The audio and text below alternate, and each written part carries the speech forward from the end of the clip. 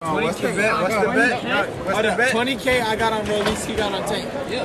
Okay.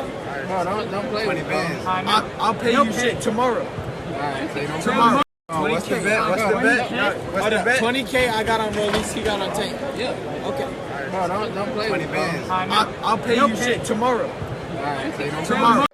Hey, it's the Empire, Geoboxing Empire, Boxing. Now, man, you guys see Ryan Garcia with ERROL SPENCE Jr. and former Unified 140 champion, former WBC champion, Danny Swift Garcia, man. And, man, you know, you see Ryan wearing his best clothes, man. The guy's in a tuxedo looking like James Bond, because a PBC event is like gourmet cooking, man. It's gourmet for sure. Golden Boy Promotions, it's like McDonald's, you know what I mean? You just come in whatever, right? Now, it was wild. You guys seen it. Ryan Garcia was talking about betting 20 racks for Rolando Romero to stop Gervonte Tank Davis, man. We all know what happened there. Gervonte Tank Davis ended up stopping Rolando Romero in the 6th round, and the guy lost the bet. Now, if you guys didn't know, man, understand that, you know, Ryan Garcia and Rolando Romero sparred before, and rumor has it that Rolando Romero got the better of Ryan Garcia in the sparring. Now, if you want to go look online, man, you can see clips of Rolando hitting him with left hook and wobbling Ryan Garcia, and then, you know, the sparring was stopped. But, you know, besides that, they sparred before, so Ryan Garcia knows how good Rolando Romero was. You know, a lot of people out here are talking about how Rolando Romero isn't that good of a fighter. Oh, he doesn't need to be in a ring with Gervonte Tank Davis, you know, yada, yada, yada. But understand, these top fighters, they spar each other. And Ryan Garcia knows good and well how good Rolando Romero really is.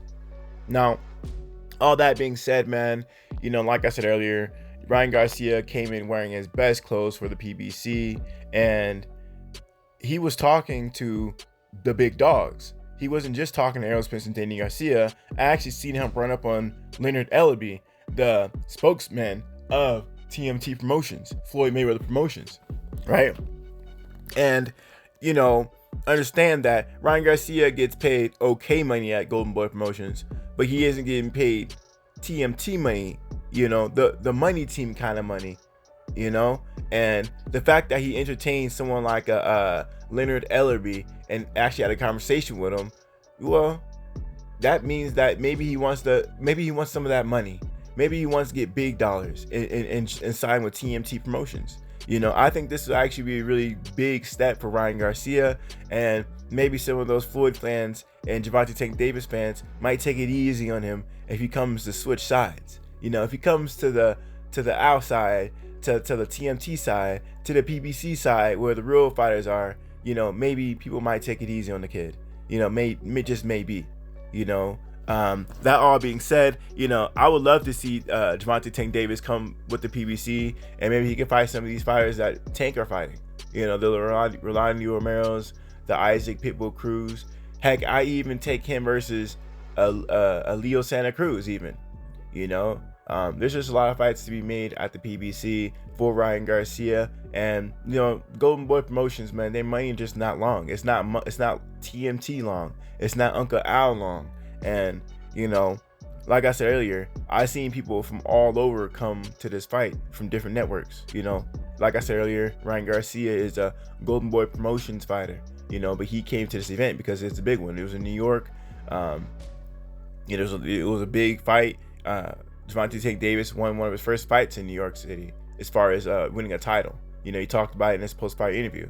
So this is definitely a big deal, man. New York's always a good city to fight in, and the crowd was always hype, you know. So that all being said, man, you know, Ryan Garcia, he is with the PBC, which is a really big deal. He was talking to any and everyone, and I think his options are open. There's no point of coming to an event unless you're interested in fighting, you know, you're interested in fighting. Now, that all being said, you know, Ryan Garcia just got a different trainer in Joe Goosen. He left the following camp in Canelo's camp. He left the camp, right? Oscar Valdez took a L, right? Canelo took a L. All those fighters took L's. you know. So Ryan Garcia jumped ship before things got really bad, and it seems as if Ryan Garcia got the last laugh because he's still looking nice, he's still dressed nice, undefeated, and he's still doing his thing, keeping his options open. You know, the zone lost the big dog and a big star in Canelo Alvarez. Now the guy, after taking that L, his stock definitely dropped.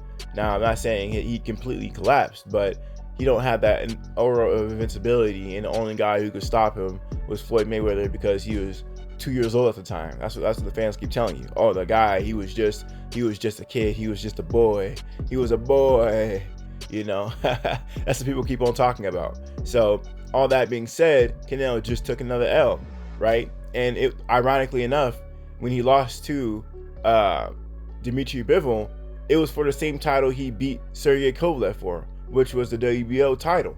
So, you know, Canelo Alvarez is over here fighting in the division for the same title twice, which is the WBO light heavyweight title, knocks out the first guy in Sergey Kovalev, and that was just another day for Canelo Alvarez. But then he loses to Dmitry Bivol. All of a sudden it's, oh, he dared to be great, you know, which is wild stuff. You know, if Canelo really dared to be great, instead of fighting Dmitry Bivol again, he would have fought Artur Beterbiev, right? And he would have did what Tyson Fury is doing right now, which is winning all the titles without actually having all the titles simultaneously, right? Which would mean that he would have most of the titles of the light heavyweight division, if not all, because he beat Sergey Kovalev for the WBO title, and my boy has the rest of the titles. Who am I talking about? I am talking about my boy Artur Beterbiev. Had a brain fart right there. But yeah, so you know, we're gonna see how this whole thing plays out, man. I don't think Canelo and Ryan Garcia are getting along again, and the reason why I mentioned Canelo's career and everything is because it matters, because the whole mentorship between Ryan Garcia and Canelo Alvarez has completely dissipated. Maybe, I don't know, maybe Ryan Garcia could take him under his wing. Maybe ERROL SPENCE Jr. could take him under his wing. He'd definitely be a better fighter if he trained with both those guys, especially someone like ERROL SPENCE Jr., because ERROL SPENCE Jr. goes to the body, ERROL SPENCE Jr. uses his jab, ERROL SPENCE Jr. is a complete fighter. Danny Garcia, that is a good trainer, but Ryan Garcia already has a pretty good left hook, so I don't see what he can learn from Ryan Garcia and his father. You know, Ryan Garcia peaked, Danny Garcia peaked in his career at 140 in my opinion, and he has only been on a decline, relying on his power instead of his boxing ability, right? So that being said, man, yeah, man, I hope, you know, Joe Goosden's a good trainer, but I think Derrick James is definitely the best trainer, especially with the whole Jamel Charlo becoming undisputed at 154 and ERROL SPENCE Jr. seemingly to become undisputed at 147 if he can get past Terrence Bud Crawford. So all that being said, you know, we're going to see what Ryan Garcia does from here. He's always throwing his name in the hat, but believe this, if he signs with PBC, those fights might have to be imposed on him, you know, to the point where you can't escape these fights. There is no, you know, faking injuries or having mental health problems, which Ryan Garcia is definitely known for pulling out fights. You know, if he signs, it will probably be agreed upon deal that if you sign with this company, you will have to fight A, B, and C. So, you know, we'll see if Ryan Garcia takes the bait, man. But, you know, the thing is, you're going to get paid bigger money, you know, 2-3 times more money in the PBC than you are Oscar De La Hoya. So why waste your time fighting these Oscar De La Hoya fighters when you can fight, you know, more elite and get paid more and be more visible at the PBC, you know? So we're going to see how this whole thing plays out, man. Ryan Garcia loses 20 racks, and he said he'll pay ERROL SPENCE the next day. We'll see how that works out. But, you know, ERROL SPENCE Jr., man, big dog at the 147 division. They call him Big Fish. You know, they call him the Truth. They call him so many things. The guy has so many aliases because he's so elusive. So elusive. So, but, you know, Ryan Garcia clearly is a big fan. Anyway, let me know how you guys feel about the bet, man. 20 racks, man. I could have went to me. I wish I seen him there. I would have been like, yeah, I got the money. You know, I would have ran up on him with some jewelry on. I would have talked to AB. I'm like, hey, man, throw me one of those chains on. I'm rich too. Yeah, 20 racks. Let's get it. Could have had 20 racks. Anyway, man, let me know how you guys feel about it, though. Like, comment, subscribe. This is the Empire. Geoboxing Empire. Peace. Geobox Empire.